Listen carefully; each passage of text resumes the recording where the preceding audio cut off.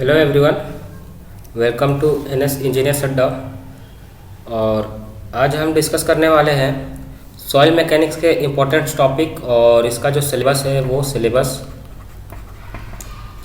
Plus important topics plus वह topic जो हमारे सिलेबस में नहीं है लेकिन एग्ज़ाम में आने का चांसेस बहुत अच्छा खासा है, मतलब वर्क रिलेटेड में पूछ सकता है वो सारी चीज़ें। तो इसको भी देखेंगे, syllabus, important topics plus important topics के अलावा जो वर्क रिलेटेड चीज़ों में आ सकता है वो सिलेबस में नहीं दिया हुआ है, उन चीज़ों के बारे में हम देखेंगे वन बाय वन, इसके बारे में डिस्कस करते हैं। तो सबसे पहला है सिलेबस। सिलेबस देखते हैं सिलेबस में क्या क्या चीज़ें दिया हुआ है। जो हमारा सिलेबस है, सिलेबस में पहला पॉइंट है relationship weight and volume of soil. Weight and volume of soil. तो weight and volume of soil इसमें डिटेल में देखेंगे हम किसमें क्या क्या पढ़ सकते हैं हम। उसके बाद फिर सिलेबस में दूसरा दिया हुआ है relationship of soil. Relationship of soil. तीसरा है सिलेबस का अगला जो पार्ट है IS classification of soil. IS classification of soil.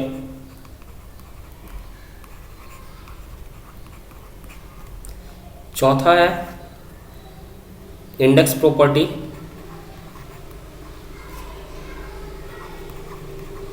Index properties. पांचवा है परमेबिलिटी। अब इनमें जो चीज़ें हैं उसको कैसे पढ़ना है वो बताएंगे, वो डिस्कस करेंगे कि कैसे आप इन टॉपिक्स को कवर कर सकते हैं और कैसा है, कौन से टॉपिक्स मतलब कौन से यूनिट के अंतर्गत ये सब चीज़ें आता है। इसके बाद है परमेबिलिटी के बाद वेल हाइड्रोलिक्स दिया हुआ है। Well hydraulics. सातवां है shear strength.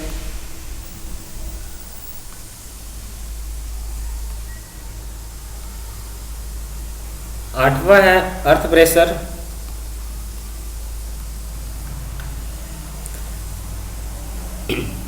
Earth pressure only for C soil. नौवां है capacity, bearing capacity and plate load test. Bearing capacity and plate load test. Bearing capacity and plate load test. हमारे पास 9 topics हैं और सारे 9 टॉपिक्स जो है वो मोस्ट इम्पोर्टेंट है। ये सारा चीज़ जो होता है एक यूनिट के अंतर्गत आ जाता है, क्लासिफिकेशन ऑफ सॉइल तक, परमेबिलिटी और वेल हाइड्रोलिक्स ये एक यूनिट के अंतर्गत आ जाएगा। ये यहाँ से यहाँ तक इंडेक्स प्रॉपर्टी तक सारा एक यूनिट के अंतर्गत आ जाएगा। एक यूनिट के अंतर्गत वेल हाइड्रोलिक्स और परमेबिलिटी आ जाएगा और शियर स्ट्रेंथ का एक यूनिट हो जाएगा, अर्थ प्रेशर का एक यूनिट हो जाएगा और बियरिंग कैपेसिटी का। टोटल हमारे पास लगभग 5 यूनिट्स हैं। लगभग 5 यूनिट्स हैं और इन 5 यूनिट्स में 9 टॉपिक्स हैं। इन 5 यूनिट्स में हमारे पास 9 टॉपिक्स हैं। हर एक टॉपिक से अगर एक क्वेश्चन भी आता है और कुछ बहुत इंपॉर्टेंट टॉपिक्स हैं उनमें से 2 क्वेश्चन भी आ सकते हैं, 2 क्वेश्चन भी आ सकते हैं। तो ये मान के चलिए कि सारे बहुत इंपॉर्टेंट टॉपिक्स हैं। अगर वेल हाइड्रोलिक्स को छोड़ दिया जाए तो, वेल हाइड्रोलिक्स को छोड़ दिया जाए तो सारे बहुत इंपॉर्टेंट टॉपिक है और इन इंपॉर्टेंट टॉपिक्स में सारे में से कम एक सवाल आने का चांसेस होता है। और जो शुरू के जो 4 टॉपिक्स हैं उनमें से 3 से जो 4 टॉपिक्स हैं 4 में से 4 या 5 सवाल आना तो लगभग श्योर रहता है और फिर आगे के टॉपिक्स के भी आ सकते हैं। मतलब ये मान के चलिए कि 9 से 10 क्वेश्चंस तो एकदम 100 में से श्योर है कि 10% हमारा सॉइल मैकेनिक्स वेटेज रखता है 10% पार्ट। अब इसमें देखेंगे कि हम आगे क्या कर सकते हैं। तो पहला है वेट एंड वॉल्यूम रिलेशनशिप। इसमें क्या क्या चीज़ें पूछ सकता है वेट एंड वॉल्यूम रिलेशनशिप में। वेट एंड वॉल्यूम रिलेशनशिप, इसमें वेट एंड वॉल्यूम रिलेशनशिप में पूछ सकता है कि हमारे पास सॉइल का वेट दिया हुआ है, सॉइल का वेट दिया हुआ है तो इसका वॉल्यूम निकालने के लिए पूछ सकता है, या फिर वॉल्यूम दिया हुआ है तो उसका वेट निकालने के लिए पूछ सकता है। मतलब कि इसमें से एक न्यूमेरिकल पूछ सकता है इस टाइप के न्यूमेरिकल बहुत सारे मिल जाएंगे हमारे। ये ईएससी के प्रीवियस ईयर क्वेश्चंस अगर आप करेंगे, ईएससी के क्वेश्चन प्रीवियस ईयर करेंगे या फिर एसएससी जेईई के करेंगे, इसमें आपको बहुत सारे क्वेश्चन जो है वेट और वॉल्यूम से रिलेटेड आ सकता है। वहाँ पे वॉल्यूम दिया रहेगा, वाटर के टर्म्स में दिया रहे या फिर वॉइड रेशियो के टर्म्स में दिया रहे, वॉइड रेशियो के टर्म्स में दिया रहे या फिर पोरोसिटी के टर्म्स में दिया रहे, या फिर आपको निकालना है वाटर कंटेंट के हिसाब से भी दे सकता है वो चीज़ें। तो इन वैल्यू के टर्म्स में हमारे पास वॉल्यूम दिया हो सकता है और इनके वॉल्यूम के हिसाब से हमको वेट निकालना पड़ता है, या फिर वेट दिया रहता है तो इन टर्म्स का यूज़ करके हम वेट निकाल सकते हैं। तो जहाँ भी वेट और वॉल्यूम रिलेशनशिप पढ़ेंगे तो सॉइल पढ़ने के लिए हमको इन चीज़ों के बारे में जानकारी होना बहुत ज़्यादा ज़रूरी होता है। सॉइल का जो अदर प्रॉपर्टीज़ होता है, अदर प्रॉपर्टीज़ में जैसे कि हो गए हमारे पास वाटर कंटेंट। वाटर कंटेंट क्या होता है, वाटर कंटेंट को टेस्ट कैसे किया जाता है, वाटर कंटेंट के बारे में कि वाटर कंटेंट होता क्या है, what is the water content, and water content के लिए हम लोग क्या क्या टेस्ट कर सकते हैं। फिर दूसरा होता है वॉइड रेशियो। वॉइड रेशियो क्या होता है, वॉइड रेशियो से related numerical. Void ratio, what is void ratio, void ratio से रिलेटेड न्यूमेरिकल और इसके कुछ फॉर्मूला। फिर वॉइड रेशियो के बाद जो हमारा चीज़ें आता है, वॉइड रेशियो के बाद इसके बाद इससे रिलेटेड होता है पोरोसिटी। पोरोसिटी क्या होता है, पोरोसिटी क्या होता है ये इंपॉर्टेंट है, ये कम से कम जो 3 टर्म्स हैं। फिर एक होता है degree of saturation. Degree of saturation क्या होता है, degree of saturation AC = WG। Degree of saturation देख लेंगे, ये हो गया। वाटर कंटेंट हो गया। स्पेसिफिक ग्रेविटी क्या होता है वो चीज़ें देख लेंगे। तो एक यहाँ से न्यूमेरिकल पूछने का चांसेस है। उसके बाद फिर एक और रिलेशन आता है यूनिट वेट निकालने के लिए। यूनिट वेट निकालने के लिए हम क्या करते हैं, तो यहाँ से हम यूनिट वेट निकालते हैं तो कम से कम ये वाला फॉर्मूला हमको पता होना चाहिए कि इसमें ड्राई यूनिट वेट क्या है, सेचुरेटेड यूनिट वेट क्या है, इसमें से ड्राई यूनिट वेट कैसे होगा और ड्राई यूनिट वेट के लिए क्या क्या होगा, सेचुरेशन के लिए क्या क्या होगा। इसके लिए हमको पढ़ना होगा 3 फेज सिस्टम। सॉइल का जो फेज सिस्टम होता है 2 फेज सिस्टम, 3 फेज सिस्टम। तो फर्स्ट यूनिट में जो सबसे ज़्यादा मुख्यतः इंपॉर्टेंट है ये सारी चीज़ें हैं। ये हो जाएगा हमारा वेट एंड वॉल्यूम रिलेशनशिप के अंतर्गत, क्योंकि उन सारे चीज़ों को पढ़े बिना हम बाकी के चीज़ें को सॉल्व नहीं कर सकते। Void ratio, water content, saturation और ये जो यूनिट वेट है, इन सब के बिना हम सॉइल का कोई भी सवाल सॉल्व नहीं कर सकते। फिर इनमें से वाटर कंटेंट जो है, वाटर कंटेंट के लिए कौन कौन सा टेस्ट करना है, वाटर कंटेंट के लिए कौन कौन सा टेस्ट करना है वो देखेंगे। स्पेसिफिक ग्रेविटी के लिए कौन कौन सा टेस्ट करते हैं वो देखेंगे। यूनिट वेट के लिए कौन कौन सा टेस्ट करते हैं, वो सारी चीज़ें वो टॉपिक्स के अंदर छिपा हुआ है। वाटर कंटेंट, इसका टेस्ट, स्पेसिफिक ग्रेविटी क्या है और इन ऑर्गेनिक सॉइल के लिए कितना होता है वो देख लेंगे, प्लस इसका टेस्ट। फिर यूनिट वेट क्या है और इसका टेस्ट, यूनिट वेट क्या है और यूनिट वेट को निकालने के लिए हम लोग उसके लिए कौन कौन से टेस्ट करते हैं वो सारी चीज़ें पूछता है। ठीक है, उसके बारे में देख लेंगे और बहुत डिटेल में टेस्ट वगैरह को नहीं देखना है। उससे बस ये चीज़ पता होना चाहिए कि कौन सा लैब टेस्ट है, कौन सा लैब टेस्ट है और कौन सा फील्ड टेस्ट है, कौन सा लैब टेस्ट है, कौन सा फील्ड टेस्ट है। और इसके अंतर्गत और एक चीज़ पूछता है बहुत सारे टेस्ट में कि कौन सा टेस्ट होता है क्विक टेस्ट होता है। ये हर एक चीज़ों में पूछता है। कंक्रीट के लिए, सॉइल मैकेनिक्स के लिए कंसोलिडेशन हो, परमेबिलिटी हो या फिर बहुत सारी चीज़ें होता है जिसके लिए पूछता है कि इनमें से कौन सा टेस्ट है। शियर स्ट्रेंथ का भी होता है कि कौन सा टेस्ट है जो बहुत जल्दी होता है, कम टाइम टेकन में होता है। तो ये सारी चीज़ें हो गया हमारा इंट्रोडक्शन के अंतर्गत। सॉइल का इंट्रोडक्शन प्लस कुछ उसका प्रॉपर्टी, सॉइल का इंट्रोडक्शन प्लस कुछ उसका प्रॉपर्टी है, ये जानना बहुत ज़रूरी है। उसके बाद relationship of soil, relationship of soil के अंतर्गत भी यही सारी चीज़ें आ जाएगा जो हमारा जितना भी चीज़ें देखे कि मतलब void ratio, porosity, density, unit weight, dry unit weight, submerged unit weight, specific gravity, unit weight of the water content, degree of saturation, air content, ये सारी चीज़ें जो है 8 से 10 टर्म्स हैं। उन टर्म्स में रिलेशन कहाँ पे क्या क्या रिलेशन होता है उन रिलेशंस को हमको देखना है, रिलेशनशिप ऑफ सॉइल। ये हो गया हमारा first and second as a syllabus, first and second topic, first topic and second topic. तो ये बहुत ज़्यादा इंपॉर्टेंट हो जाता है first topic and second topic. यहाँ से न्यूमेरिकल भी बनते हैं प्लस फार्मूला भी पूछ सकता है।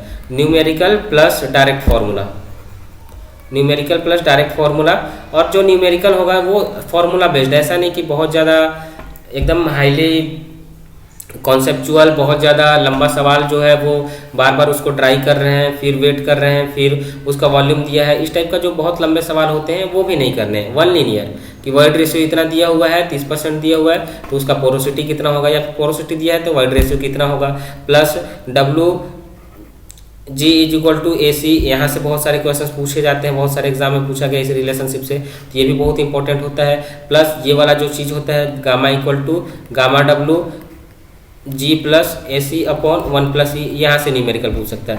तो यहाँ से न्यूमेरिकल देख लेंगे और इन टॉपिक्स का डेफिनेशन प्लस कहाँ पे डेफिनेशन प्लस टेस्ट प्लस उन टेस्ट को कहाँ पे किया जाता है, ये हो गया हमारा सॉइल मैकेनिक्स का पहला और दूसरा टॉपिक एज द सिलेबस। उसके बाद सिलेबस में आता है IS classification of soil. IS classification, तो IS क्लासिफिकेशन से बहुत ज़्यादा इंपॉर्टेंट तो नहीं आएगा, बहुत ज़्यादा डिटेल में हमको नहीं पढ़ना है IS क्लासिफिकेशन में। IS क्लासिफिकेशन में कम से कम GI वैल्यू देख लेंगे कि इसका वैल्यू कहाँ से कहाँ तक होता है, इसका वैल्यू कहाँ से कहाँ तक लाई करता है। उसके बाद फिर IS इसका प्लास्टिसिटी इंडेक्स और लिक्विड लिमिट के बीच में जो ग्राफ बनता है, उस ग्राफ में जो A लाइन होता है उस A लाइन का इक्वेशन देख लेना है, इसका इक्वेशन देख लेना है। फिर इसका इक्वेशन देखने के बाद फिर देखना है कि इस A लाइन के ऊपर क्या होता है और A लाइन के नीचे क्या होता है, ये देख लेना है। उसके बाद इसका वैल्यू 30% से ज़्यादा है, 30% से कम है तो किसके अंतर्गत आता है, और 50% से ज़्यादा है तो किसके अंतर्गत आ जाता है। और इसके बीच में है 35% और 50% के बीच में 35 और 50 के बीच में है, 35% और 50% के बीच में है, तो वो कौन से कंडीशन में आता है, इंटरमीडिएट कंडीशन में। तो ये कंडीशन को देख लेंगे, सिर्फ ये ग्राफ को थोड़ा समझ लेंगे, ग्राफ में क्या क्या चीज़ें हैं और कब कब दिया हुआ है। उसके अलावा IS सॉइल क्लासिफिकेशन में ये हो गया, एक तो ये ग्राफ इंपॉर्टेंट है, इस ग्राफ को देख लेंगे, इससे रिलेटेड बहुत ज़्यादा न्यूमेरिकल नहीं देखना है।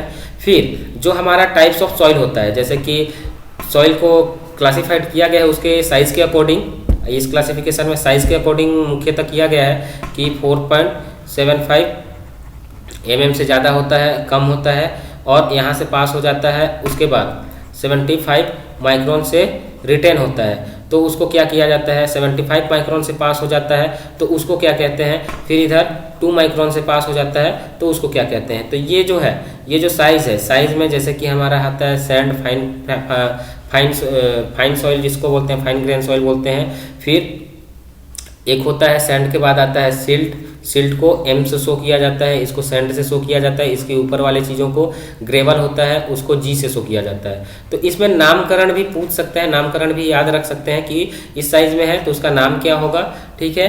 Silt, gravel, sand, silt, gravel, sand, silt और क्ले, इनका साइज हमको देख लेना है, साइज देख लेना है कि कौन कौन से साइज में क्या क्या आता है। उसके बाद उसके बाद एक आता है वेल ग्रेडेड और एक होता है पुअरली ग्रेडेड, वेल ग्रेडेड और एक होता है पुअरली ग्रेडेड। तो वेल ग्रेडेड क्या होता है, सभी टाइप के पार्टिकल्स उसमें मौजूद होते हैं, सभी साइज के पार्टिकल मौजूद होते हैं तो उसको वेल ग्रेडेड कहते हैं। और लगभग एक ही साइज के पार्टिकल होते हैं या सभी साइज के पार्टिकल्स मौजूद नहीं होते हैं, उसको पुअरली ग्रेडेड कहते हैं। मतलब कि उसका जो ग्रेडेशन होता है, उसके जो वर्ड्स होते हैं, एक ही साइज के पार्टिकल्स होने की वजह से वो अच्छे से नहीं भर पाते हैं, तो उसको पुअरली ग्रेडेड बोला जाता है। तो वेल ग्रेडेड क्या होता है, पुअरली ग्रेडेड क्या होता है, इसको किस चीज़ से शो किया जाता है। और वेल ग्रेडेड है तो उसको सैंड कब बोलेंगे, और वेल ग्रेडेड है तो उसको ग्रेवल कब बोलेंगे, ये चीज़ देखना है। ये चीज़ कहाँ से देखना है ये हम अभी बताते हैं। उसके बाद पुअरली ग्रेडेड सैंड क्या होता है, या फिर पुअरली ग्रेडेड ग्रेवल क्या होता है, और इसको पुअरली ग्रेडेड कब बोला जाता है, और उसको लिखते कैसे हैं, उसको लिखते कैसे हैं, WS लिखते हैं कि SW लिखते हैं, GW लिखते हैं, ये चीज़। तो ये सैंड कब होगा, ग्रेवल कब होगा, वेल ग्रेडेड कब होगा, पुअरली ग्रेडेड होगा। ये सैंड और ग्रेवल यहाँ से पता चलेगा, वेल ग्रेडेड और पुअरली ग्रेडेड कब होगा। उसके लिए एक वैल्यू होता है CU और एक होता है CC, एक होता है Cu और एक होता है Cc। इसको बोलते हैं कोफिशिएंट ऑफ यूनिफॉर्मिटी। ये हमारा बताता है साइज को, और एक कोफिशिएंट ऑफ कर्वेचर, ये हमारा बताता है शेप को। तो इसके हिसाब से Cu और Cc का फॉर्मूला भी याद रखना है कि इसका फॉर्मूला क्या होता है, D30/D60 इंटू D10। यहाँ पे D60 D30 क्या है ये चीज़ देख लेना है। फिर ये Cu का वैल्यू कितना होता है, Cc का वैल्यू कितना होता है। तो सैंड के लिए वेल ग्रेडेड है तो उसके लिए Cu का वैल्यू कितना होगा, Cc का वैल्यू होगा। वेल ग्रेडेड है तो वेल ग्रेडेड ग्रेवल है तो उसके लिए Cu का वैल्यू कितना होगा, Cc का वैल्यू कितना होगा, ये चीज़ देखना है। प्लस इसमें जैसे कि Cl कब लिखते हैं, Ci कब लिखते हैं, और Ch कब लिखते हैं, या फिर OH कब लिखते हैं, या फिर MH कब लिखते हैं। M का मतलब होता है कि सिल्ट, और H का मतलब होता है कि हाईली, O का मतलब होता है ऑर्गेनिक, C का मतलब होता है क्ले, L का मतलब होता है लो, और I का मतलब होता है इंटरमीडिएट, H का मतलब होता है हाई। तो इसका जो नोमेनक्लेचर है, नोमेनक्लेचर में हम लोग कब कब किसको किसको क्या क्या बोलेंगे वो इम्पोर्टेंट है। प्लस इसका साइज कि 4.75 से पास होता है तो क्या कहते हैं, 4.75 से रिटेन होता है तो क्या कहते हैं, 75 माइक्रोन से पास होता है तो क्या कहते हैं, 75 माइक्रोन से रिटेन होता है तो क्या कहते हैं, 2 माइक्रोन से पास होता है तो क्या कहते हैं, 2 माइक्रोन से रिटेन होता है तो उसको क्या कहते हैं। तो एक हो गया ये, एक हो गया ग्राफ, प्लस इसका नोमेनक्लेचर। ये 3 चीज़ इसमें देखना है आईएस क्लासिफिकेशन में। Plus GI value, GI value का अच्छा अगर हमारा मटेरियल है तो उसका जीआई वैल्यू कितना होगा, और जीआई वैल्यू बहुत ज़्यादा है तो मटेरियल का क्वालिटी कैसा है ये। तो ये हो गया हमारा आईएस क्लासिफिकेशन। तो आईएस क्लासिफिकेशन में बहुत डिटेल में नहीं पढ़ना है, इसका रिलेशनशिप में, इसका न्यूमेरिकल भी बहुत ज़्यादा डिटेल में नहीं करना है, कम से कम बस हमको नाम पता रखना है और उसका साइज को पता रखना है। ये हो गया हमारा तीसरा टॉपिक। उसके बाद आता है हमारे पास इंडेक्स प्रॉपर्टी। ये सबसे ज़्यादा इंपॉर्टेंट होता है इंडेक्स प्रॉपर्टी। यहाँ से जेई के लिए या फिर एई के लिए एक आध सवाल तो लगभग श्योर रहता है कि इंडेक्स प्रॉपर्टी से हमारे पास क्वेश्चंस आने ही आने हैं। तो इंडेक्स प्रॉपर्टी 2 टाइप का होता है, एक होता है फाइन सॉइल के लिए और एक होता है कोर्स सॉइल के लिए, कोर्स ग्रेन सॉइल के लिए। इसके लिए कोर्स ग्रेन सॉइल के लिए और एक होता है फाइन ग्रेन सॉइल के लिए, ठीक है। एक होता है सेडिमेंटेशन एनालिसिस और एक होता है सेडिमेंटेशन एनालिसिस और एक पिपेट मेथड होता है जो कि उसका ग्रेन साइज डिस्ट्रीब्यूशन करते हैं। ग्रेन साइज इंडेक्स प्रॉपर्टी का मतलब होता है कि इंजीनियरिंग प्रॉपर्टी को बताता है, सॉइल का इंजीनियरिंग प्रॉपर्टी को बताता है, सॉइल का इंजीनियरिंग प्रॉपर्टी को बताता है, उसी को हम लोग इंडेक्स प्रॉपर्टी बोलते हैं। और इसके अंतर्गत कौन कौन सी चीज़ें आता है वो देख लेना है कि इंडेक्स प्रॉपर्टी के अंतर्गत कौन कौन सी चीज़ें आता है, जैसा कि एटरबर्ग लिमिट, कंसिस्टेंसी जिसको बोलते हैं, एटरबर्ग लिमिट हो गया, और ये सेडिमेंटेशन एनालिसिस हो गया, पिपेट मेथड एनालिसिस हो गया। ये सारी चीज़ें हमारा हो जाएगा इसके अंतर्गत, इंडेक्स प्रॉपर्टी के अंतर्गत, इंडेक्स प्रॉपर्टी के अंतर्गत हो जाएगा ये सारी चीज़ें। और फिर इसके बाद जो सबसे ज़्यादा इंपॉर्टेंट होता है एटरबर्ग लिमिट, एटरबर्ग लिमिट या फिर consistency of soil, consistency limit, consistency of clay या फिर एटरबर्ग लिमिट बोलते हैं इसको, एटरबर्ग लिमिट को बोलते हैं या फिर कंसिस्टेंसी। तो ये चीज़ बहुत ज़्यादा इंपॉर्टेंट हो जाता है। इसके बाद फिर इसमें और जो चीज़ें हैं वो देख लेते हैं एक बार। जो इंडेक्स प्रॉपर्टी है, इंडेक्स प्रॉपर्टी के अंतर्गत क्या क्या चीज़ें आएगा। इंडेक्स प्रॉपर्टी के अंतर्गत हमारा आ जाएगा grain size distribution by grain size distribution by sieve and sedimentation analysis, फिर ग्रेन शेप बल्कि है कि फ्लेकी है, इस टाइप का चीज़ें हो गया। फिर सॉइल एग्रीगेट, फिर उसके बाद जो क्ले होता है उसके लिए देख लेंगे। जो फाइन सॉइल है Atterberg limit, consistency limit, unconfined compressive strength, thixotropy, activity, ये सारी चीज़ें हो जाएगा हमारा फाइन सॉइल के। और वो जो फाइन सॉइल है, फाइन सॉइल के लिए बहुत ज़्यादा इंपॉर्टेंट होता है, और बहुत ज़्यादा इंपॉर्टेंट होने के साथ साथ उसमें जो सबसे ज़्यादा इंपॉर्टेंट होता है उसका एटरबर्ग लिमिट, एटरबर्ग लिमिट या फिर उसका कंसिस्टेंसी ऑफ सॉइल बोलते हैं, एटरबर्ग लिमिट या फिर कंसिस्टेंसी ऑफ सॉइल। और कोर्स ग्रेन सॉइल का जो सेडिमेंटेशन एनालिसिस किए हैं उसमें सेडिमेंटेशन एनालिसिस में जो स्टोक्स लॉ पढ़ते हैं उसको देख लेंगे। जो स्टोक्स लॉ होता है कब से कब तक वैलिड होता है, और उसमें 0.2 माइक्रोन से 2 माइक्रोन तक के सीव के लिए वैलिड होता है। इसको देख लेंगे कि वैलिड लॉ के लिए क्या रेंज होता है सॉइल पार्टिकल का, और स्टोक्स लॉ के लिए जो वेलोसिटी, सेटलिंग वेलोसिटी होता है, सेटलिंग वेलोसिटी का फॉर्मूला हमको देख लेना है, G-1 GD² 18 इंटू म्यू। यहाँ से न्यूमेरिकल तो बहुत कम चांसेस पूछ ले, फॉर्मूला दे करके पूछ सकता है कि इसमें से सेडिमेंटेशन एनालिसिस के लिए क्या फॉर्मूला हो सकता है। और यहाँ पे जो सॉइल के लिए हम करते हैं तो उसके लिए जो हमारा सॉइल का साइज होता है वो साइज हमारा कितना होता है, वो हो गया हमारा ये सेडिमेंटेशन एनालिसिस। उसके बाद फिर सेडिमेंटेशन एक हाइड्रोमीटर मेथड होता है, ग्रेन साइज डिस्ट्रीब्यूशन के लिए हाइड्रोमीटर मेथड होता है। तो इस हाइड्रोमीटर मेथड में एक हाइड्रोमीटर होता है इस प्रकार से, इसमें कुछ रीडिंग होते हैं, इसमें कुछ रीडिंग होता है और इधर एक मटेरियल भरा होता है। इसको पानी में डुबा करके एक वैल्यू आता है 1 + RH/100, यहाँ से उसका स्पेसिफिक ग्रेविटी निकलता है सॉलिड का। तो यहाँ से कुछ वैल्यू होता है, नीचे वैल्यू बढ़ते जाते हैं, ऊपर वैल्यू कम होता जाता है। तो यहाँ पे सॉइल पार्टिकल्स को निकालने के लिए जो हाइड्रोमीटर टेस्ट करते हैं इसमें कुछ करेक्शन आता है। वो करेक्शन कब पॉजिटिव होते हैं, जैसे कि इसमें डिस्पर्जिंग एजेंट डालते हैं तो डिस्पर्जिंग एजेंट डालने की वजह से जो करेक्शन होता है वो पॉजिटिव होता है कि वो निगेटिव होता है। टेम्परेचर राइज होने पे या फिर टेम्परेचर कम होने की वजह से ये पॉजिटिव होगा कि नेगेटिव होगा वो देख लेना है। डिस्पर्जिंग एजेंट हो गया, टेम्परेचर हो गया, और मिनिस्कस होता है जो कोहिजन या फिर एडहेशन की वजह से, या फिर उसको बोल सकते हैं कैपिलरी राइज की वजह से। कैपिलरी राइज की वजह से जो वैल्यू आता है, जो वैल्यू हमारा कम देता है तो वो पॉजिटिव हो जाता है उनको, कि डिस्पर्जिंग है तो उसको सब्सट्रैक्टिव लेंगे, ये पॉजिटिव होता है, नेगेटिव होता है, ये पॉजिटिव होता है, ये नेगेटिव होता है, ये पॉजिटिव होता है, ये नेगेटिव होता है, ये देख लेना है हाइड्रोमीटर मेथड में। उसके बाद जो सबसे ज़्यादा इंपॉर्टेंट होता है इसमें इंडेक्स प्रॉपर्टी के अंतर्गत एटरबर्ग लिमिट।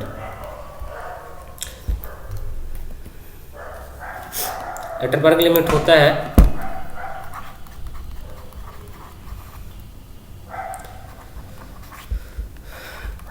ये कंसिस्टेंसी ऑफ सॉइल बताता है। इसके लिए जो ग्राफ है, इसके लिए जो ग्राफ है इसमें जो हमारा लिक्विड लिमिट होता है, जो हमारा लिक्विड लिमिट होता है, प्लास्टिक लिमिट होता है और श्रिंकेज लिमिट होता है WS, इनका डेफिनेशन देख लेना है। प्लस लिक्विड लिमिट कैसे टेस्ट करते हैं, कैसे ग्रांडे से इसका कैसे ग्रांडे टेस्ट करते हैं, और इसको हम लोग कैसे टेस्ट करते हैं, 3 mm का रोल बना करके टेस्ट करते हैं, वो देख लेना है कि लिक्विड लिमिट टेस्ट कैसे किया जाता है। और लिक्विड लिमिट क्या होता है पहले तो ये देख लेंगे। लिक्विड लिमिट क्या होता है, जब सॉइल अपना शेयर स्ट्रेंथ को लूज कर देता है तो लिक्विड लिमिट कहते हैं। फिर लिक्विड लिमिट निकालने के लिए जो टेस्ट किया जाता है उसमें कितने फ्लोज होते हैं, कितने नंबर्स ऑफ फ्लोज होते हैं, उसमें जो अपरेटस यूज किया जाता है उसका नाम क्या है, ये देख लेना है। उसके बाद प्लास्टिक लिमिट कैसे मेजर करते हैं, प्लास्टिक लिमिट मेजर करने के लिए क्या करना होता है, उसमें 3 mm का रोल बनाते हैं, याद रखेंगे। श्रिंकेज लिमिट क्या होता है कि जब वाटर कंटेंट को हम लोग कम करते हैं तो उसका वॉल्यूम में कोई भी चेंजेस नहीं आता है, उसको बोलते हैं वाटर कंटेंट और वॉल्यूम के बीच में एक ग्राफ बनता है, वो होता है श्रिंकेज लिमिट, ये देख लेना है। प्लस इसके अंतर्गत जो चीज़ें आता है जैसे कि प्लास्टिक इंडेक्स क्या है, तो ये वाला चीज़ जो होता है जितना इसका प्लास्टिक स्टेट है, प्लास्टिक लिमिट और लिक्विड लिमिट, प्लास्टिक लिमिट और लिक्विड लिमिट के बीच में जो भी वाटर कंटेंट है वो उसको प्लास्टिक स्थिति में रखेगा, उसको प्लास्टिसिटी इंडेक्स भी बोला जाता है। और IPC शो करते हैं, वो क्या होता है, liquid limit minus plastic limit, तो ये चीज़ देख लेना है। फिर इसके बाद एक और चीज़ आता है इसमें, कंसिस्टेंसी लिमिट क्या होता है, कंसिस्टेंसी इंडेक्स क्या होता है, कंसिस्टेंसी इंडेक्स देख लेना है। उसके बाद फिर इसी को बोला जाता है लिक्विडिटी इंडेक्स। फिर एक होता है इसी के बाद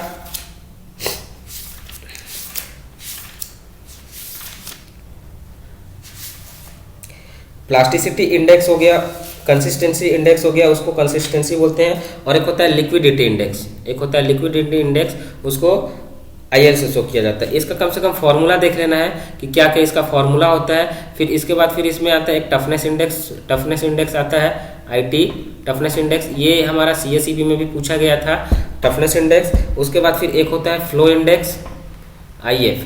तो 1 2 3 4 5 इन चीज़ों को हमको याद रखना है, इनका फॉर्मूला याद रखना है। और इनका फॉर्मूला याद रखने के साथ साथ एक न्यूमेरिकल सब पे बेस्ड, सभी पे बेस्ड एक न्यूमेरिकल हमको कर लेना है। एक न्यूमेरिकल बस हम लोग कर लेंगे तो हमको चीज़ें याद रहने वाला है। तो एक न्यूमेरिकल कर लेंगे सभी से related, plastic limit, liquid limit और consistency index, liquidity index, flow index और ये सब चीज़ें बताता क्या क्या चीज़ है। ये प्लास्टिसिटी बताता है, उसका प्लास्टिसिटी को लिक्विड लिमिट क्या, लिक्विडिटी इंडेक्स क्या बताता है, उसका शियर स्ट्रेंथ को कंसिस्टेंसी इंडेक्स क्या चीज़ को बताता है, टफनेस इंडेक्स क्या चीज़ को बताता है और फ्लो इंडेक्स क्या चीज़ को बताता है, ये देख लेंगे। फिर इसके बाद फिर आ जाएंगे, इसमें एक और जो चीज़ होता है वो 2018 में पूछा गया था, डायरेक्टली फॉर्मूला ही पूछता है। श्रिंकेज रेशियो क्या होता है, इसके अंतर्गत एक और टॉपिक आ जाता है श्रिंकेज रेशियो। श्रिंकेज रेशियो का फॉर्मूला देख लेंगे, 2018 में आया था। श्रिंकेज रेशियो का क्या फॉर्मूला होता है, ये हो गया हमारा इंडेक्स प्रॉपर्टी के अंतर्गत। इसके अलावा हमको देख लेना है कि सेंसिटिविटी क्या होता है, सेंसिटिविटी कैसे निकालते हैं, undisturbed shear strength, Q undisturbed shear strength upon Q disturbed shear strength. तो ये सेंसिटिविटी कैसे निकालते हैं, प्लस अगर सेंसिटिविटी का वैल्यू 16 से ज़्यादा होता है या फिर कितना वैल्यू होता है, कम से कम इसका एक टेबल दिया हुआ है, उस टेबल में नीचे के और ऊपर के, एक वैल्यू ऊपर का याद रखेंगे, एक वैल्यू नीचे का याद रखेंगे, बीच का आने का चांसेस कम है। ये सबसे नीचे वाला चीज़ को बहुत बार पूछा है कि 16 से ज़्यादा होता है तो उसको क्या कहते हैं। ये हो गया हमारा सेंसिटिविटी। सेंसिटिविटी के बाद आता है एक्टिविटी। एक्टिविटी से छत्तीसगढ़ में जेई में आने का चांसेस बहुत ज़्यादा होता है। जेई में शायद 2 एग्जाम हुआ है और यहाँ से 2 सवाल हर बार आए हैं, 2 या 2 से अधिक। इस एटरबर्ग लिमिट से 2 या 2 से अधिक सवाल लगभग आए हैं। एक्टिविटी क्या होता है, एक्टिविटी क्या होता है, IP अपॉन 2 माइक्रोन शिफ्ट से पास जितने भी परसेंटेज फाइनल होते हैं वो।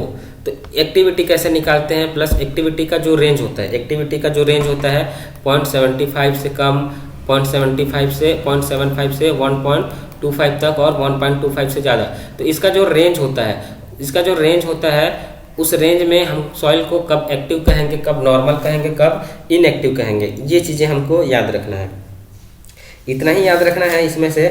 उसके बाद क्लासिफिकेशन ऑफ सॉइल्स हो गया, वेट वॉल्यूम रिलेशनशिप हो गया, आइस क्लासिफिकेशन हो गया। आइस क्लासिफिकेशन में बहुत ज़्यादा डिटेल नहीं जाना है, बहुत ज़्यादा उस ग्राफ पे बेस्ड न्यूमेरिकल नहीं करना है, बस चीज़ों को याद रखना है। उसके बाद आता है परमेबिलिटी।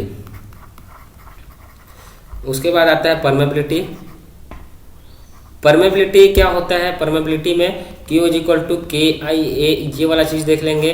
फिर दूसरा देख लेंगे सीपेज वेलोसिटी, VS क्या होता है, सीपेज वेलोसिटी देख लेंगे। परमेबिलिटी के टेस्ट देख लेंगे, इसका टेस्ट देख लेंगे, टेस्ट फॉलिंग हेड और एक होता है कांस्टेंट हेड।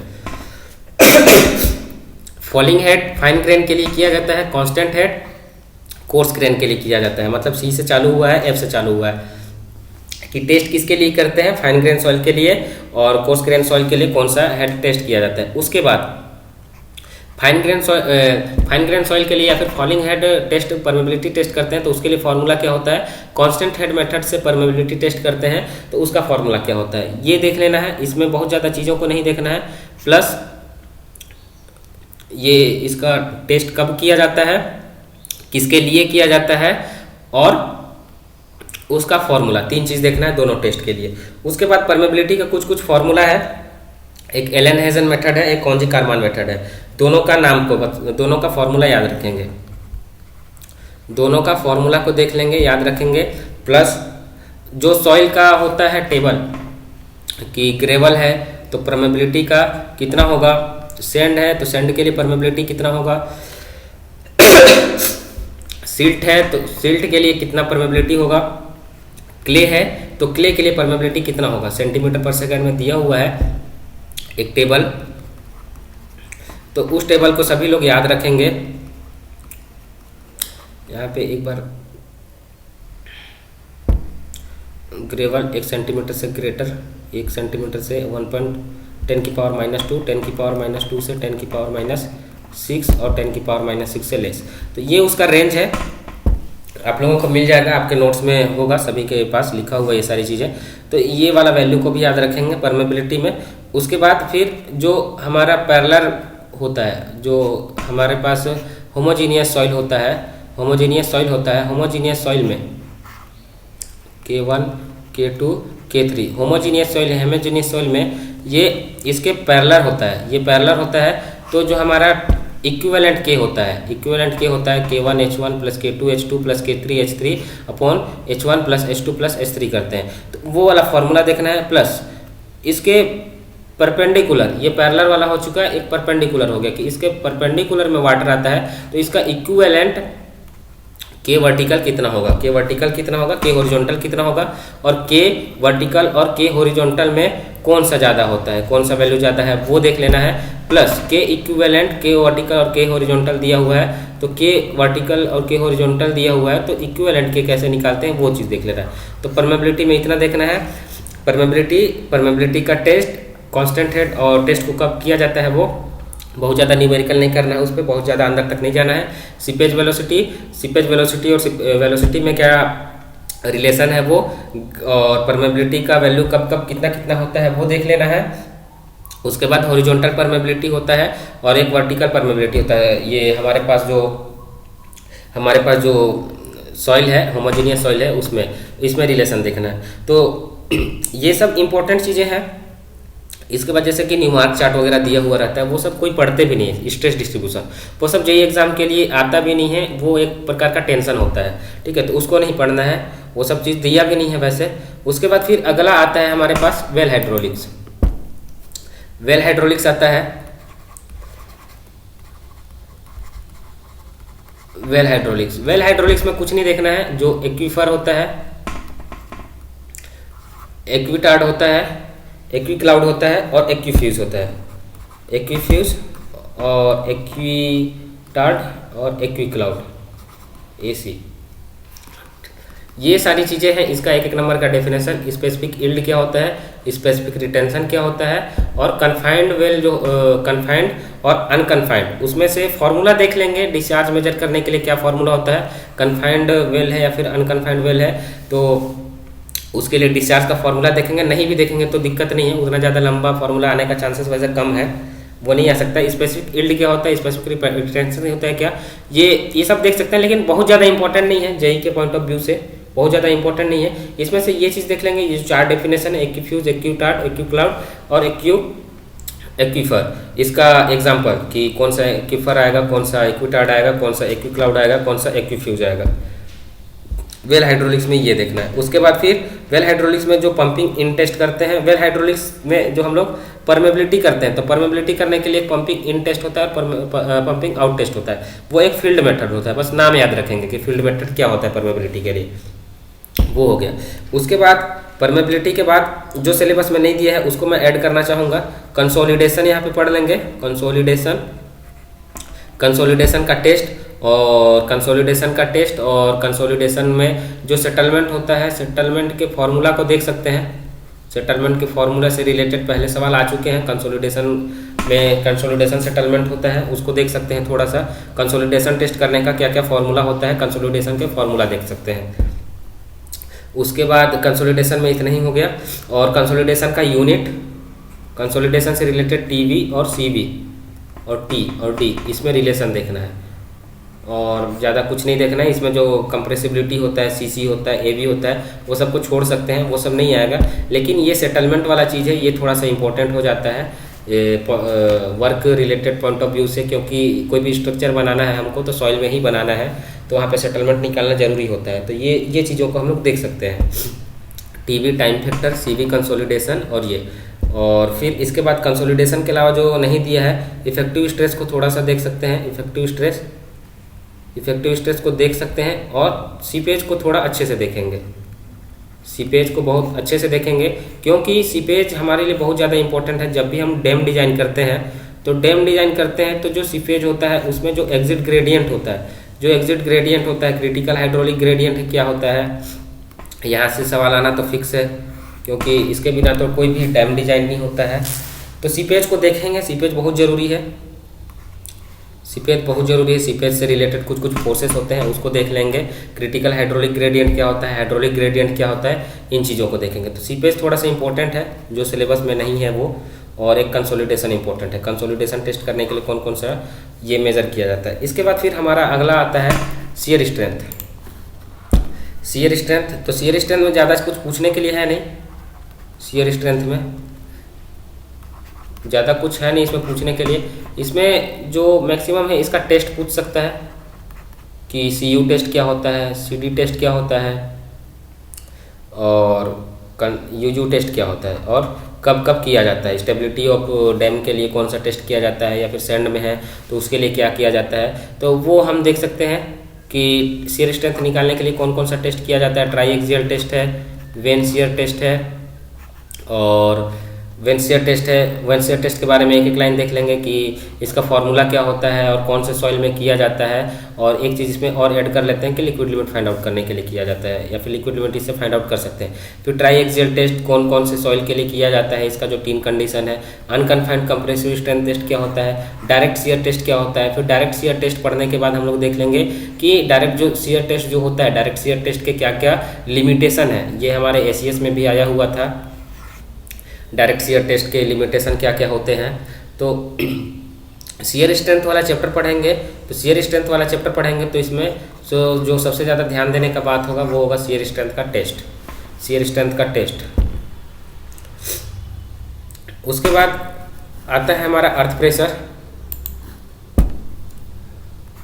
अर्थ प्रेशर क्या है, अर्थ प्रेशर में एक्टिव अर्थ प्रेशर क्या है, पैसिव अर्थ प्रेशर क्या है, और फिर अर्थ प्रेशर एट रेस्ट क्या है, अर्थ प्रेशर एट रेस्ट क्या होता है। इसके लिए जो के ए का वैल्यू है, के पी का वैल्यू है, उसका फॉर्मूला को देख लेंगे, के ए का वैल्यू, के पी का वैल्यू और इसका वैल्यू। इसके बाद के ए ज़्यादा होता है कि के पी ज़्यादा होता है, फिर के नोट ज़्यादा होता है, ये देख लेंगे। फिर जो कोहेजिव सॉइल है, सिर्फ और सिर्फ सी सॉइल के लिए शायद दिया है कोहेजिव सॉइल, या फिर सिर्फ और सिर्फ शायद सी सॉइल के लिए दिया हुआ है, तो सी सॉइल के लिए एक्टिव अर्थ प्रेशर का थोड़ा थोड़ा सा चीज़ देख लेंगे। लेकिन इसमें जो सबसे ज़्यादा इंपॉर्टेंट हो जाता है वो के ए निकालने का फॉर्मूला हो जाता है, के पी निकालने का फॉर्मूला हो जाता है। के ए और के पी निकालने का फॉर्मूला, ये थोड़ा सा इसका न्यूमेरिकल देख लेंगे, प्लस रैंकाइंस थ्योरी के कुछ कुछ एजम्पशंस होते हैं वो देख लेंगे कि क्या क्या एजम्पशंस है रैंकाइंस थ्योरी और कूलम्ब्स थ्योरी का, कूलम्ब्स थ्योरी और रैंकाइंस थ्योरी का, इसका एजम्पशंस को देख लेंगे। ये हो जाएगा हमारा अर्थ प्रेशर के अंतर्गत। सिर्फ सी सॉइल का दिया हुआ है, सी सॉइल का ही देखेंगे। उसके बाद फिर अगला आता है बियरिंग कैपेसिटी। तो बियरिंग कैपेसिटी में जो हमारा बियरिंग कैपेसिटी क्या होता है, नेट बियरिंग कैपेसिटी क्या होता है, अल्टीमेट बियरिंग कैपेसिटी क्या होता है, इसका डेफिनेशन, इसका फॉर्मूला, प्लस जो तरजागी है रैंकाइन से उसका जो, जैसे कि हम लोग फार्मूला लिखते हैं तरजागी के लिए C N plus dash dash dash करके, तो उसमें सी का वैल्यू कितना होता है, कोहेजिव सॉइल के लिए सी का वैल्यू कितना होता है, एन का वैल्यू कितना होता है, फाई का वैल्यू कितना होता है और गामा का वैल्यू कितना होता है। कोहेजिव सॉइल या फिर नॉन कोहेजिव सॉइल के लिए दिया हुआ रहता है, जहाँ पे फाई इक्वल टू 0 हो तो उसके लिए सी का वैल्यू कितना है, एन का वैल्यू कितना है, तो वो देख लेंगे कम से कम तरजागी का। और बियरिंग कैपेसिटी निकालने के लिए जो अल्टीमेट बियरिंग कैपेसिटी उसी के अंतर्गत आ जाएगा, उस फॉर्मूला को नहीं छोड़ेंगे बियरिंग कैपेसिटी से रिलेटेड। उसके बाद बियरिंग कैपेसिटी में ये तरजागी का फॉर्मूला होगा प्लस सेटलमेंट, तरजागी के फॉर्मूला प्लस सेटलमेंट। फिर देखिए सॉइल मैकेनिक्स में आगे की चीज़ें पढ़ने के लिए पीछे का चीज़ें होना बाकी है, जो कि मैं बता दे रहा हूँ क्या क्या है। ये कंसोलिडेशन आपको पढ़ना है, शियर स्ट्रेंथ पढ़ना है, इफेक्टिव स्ट्रेस पढ़ना है और सीपेज पढ़ना है। इन चीज़ों को पढ़ना जरूरी होता है जब इसका हम लोग को सॉल्यूशन करना है, इसका हमको सॉल्यूशन करना है, सॉइल में आगे के चीज़ों को पढ़ना है, तो पीछे के चीज़ों में ये जो तीनों चीज़ें हैं वो पता होगा, ये इन चीज़ों से ही रिलेटेड है आगे की चीज़ें, तो इसलिए इनको पढ़ना जरूरी है बाकी का चीज़ों बनाने के लिए। जैसे कि हो गया स्टेबिलिटी ऑफ स्लोप हो गया, नहीं दिया है लेकिन कम से कम टेलर्स नंबर को देख सकते हैं, डैम बनाने के लिए काम आता है टेलर्स नंबर का एक तो फॉर्मूला, उसमें बहुत ज़्यादा नहीं देखना है। फिर जो हमारा इफेक्टिव स्ट्रेस डिस्ट्रीब्यूशन है वो सब अलग चीज़ें हैं, वो सब नहीं भी पढ़ेंगे तो आगे काम नहीं आने वाला है सॉइल में, उसका ना पे कहीं पे यूज है ना आगे कहीं पे उससे रिलेटेड चीज़ें हैं, तो उन चीज़ों को छोड़ सकते हैं, वो सब दिया ही नहीं हुआ है। लेकिन इन चीज़ों को आप नहीं छोड़ सकते, इनको छोड़ के आगे पढ़ ही नहीं सकते हैं। फिर इसमें दिया हुआ है प्लेट लोड टेस्ट हमको देख लेना है कि प्लेट लोड टेस्ट कैसे करते हैं। प्लेट लोड टेस्ट करने के लिए जो प्लेट लेते हैं इसका डायमेंशंस क्या होता है, इसका थिकनेस क्या होता है, फिर इसका प्लेट का साइज़ और जो फुटिंग का साइज़ होता है वो कितना होता है, और इसका ग्राफ जो होता है सेटलमेंट और शियर स्ट्रेंथ के बीच में, सेटलमेंट और बियरिंग स्ट्रेंथ के बीच में ग्राफ होता है वो देख लेंगे। प्लस यहाँ पे रिलेटिव डेंसिटी देख लेंगे, रिलेटिव डेंसिटी क्या चीज़ को बताता है, और रिलेटिव डेंसिटी का वैल्यू अगर 0 से 15 है, 15 से 30 है, 30 से 65 है, 65 से 85 है, 85 से ग्रेटर है, तो उसका कम से कम नामकरण को देख लेंगे, 1, 2 या 3 याद रखेंगे, पूरा अगर नहीं भी होता है तो 2-3, एक आध शुरू का और एक आध लास्ट का, वो देख लेंगे। फिर इसमें और एक चीज़ ऐड कर सकते हैं, तरजागी का जो फेलियर वाला चीज़ है, जो फुटिंग का जो फेलियर वाला चीज़ है वो फेलियर देख सकते हैं कि हमारा जो फुटिंग होता है वो कब फेल होता है, तरजागी का अजम्पशंस क्या है, जो तरजागी ने फॉर्मूला दिया है फेलियर के लिए, सेटलमेंट के लिए, या फिर उसका अल्टीमेट बियरिंग कैपेसिटी निकालने के लिए, तो उसका कुछ अजम्पशंस वगैरह को देख सकते हैं। ये हमारा फुटिंग होता है उसके लिए। फिर जैसे कि इसमें कुछ चीज़ ऐड नहीं करना है, जैसे कि आपका सॉइल एक्सप्लोरेशन हो गया, वो किसी प्रकार से इन सब चीज़ों से रिलेटेड नहीं है, उनको नहीं देखना है। फिर सॉइल मैकेनिक्स के अंतर्गत ही आ जाता है इक्विपमेंट वाला चीज़। सॉइल मैकेनिक्स के अंतर्गत ही आ जाएगा इक्विपमेंट वाला चीज़। किसी फुट रोलर यूज़ कब किया जाता है, ड्रम रोलर कब यूज़ किया जाता है, इक्विपमेंट वाले चीज़ को भी सॉइल मैकेनिक्स में हम लोग को पढ़ लेना है। इसी के अंतर्गत आ जाता है कंसोलिडेशन और कॉम्पैक्शन और कंप्रेशन के बीच में ही आ जाता है हमारा इक्विपमेंट वाला चीज़। तो ये है हमारा सॉइल मैकेनिक्स का इंपॉर्टेंट टॉपिक्स। इतना को करना ही करना है, और इतना में कम से कम 90% सवाल इतना में से ही आएगा जितना टॉपिक्स हम डील किए हैं। 10% सवाल इधर उधर से आ सकता है, इधर के टॉपिक से ना आए, अलग टॉपिक से आ जाए, ऐसा हो सकता है। इसलिए बोल रहे हैं कि बाकी जो सिलेबस में नहीं दिया उसको कंसोलिडेशन, कंप्रेशन और सीपेज को बस ऐड करिएगा। और स्ट्रेस डिस्ट्रीब्यूशन, सॉइल एक्सप्लोरेशन, ये सब इम्पोर्टेंट नहीं है और सबको पढ़ने का भी कोई फ़ायदा है नहीं। डीप फाउंडेशन भी छोड़ सकते हैं। सॉइल स्टेबलाइजेशन को देख सकते हैं, सॉइल स्टेबलाइजेशन को थोड़ा सा, कि सॉइल स्टेबलाइजेशन क्या होता है। ये सब वर्क रिलेटेड में आ सकता है सॉइल स्टेबलाइजेशन, क्योंकि करते हैं हम जब कैनाल डिजाइन करते हैं, कैनाल का लाइनिंग करते हैं, कैनाल लाइनिंग करते हैं तो सॉइल स्टेबलाइजेशन वगैरह चीज़ किया जाता है। तो सॉइल स्टेबलाइजेशन को थोड़ा सा देख सकते हैं, ये important topic of work related में आ सकता है। तो ये इतना ही करते हैं। Thank you. इन टॉपिक्स पे ध्यान दीजिएगा।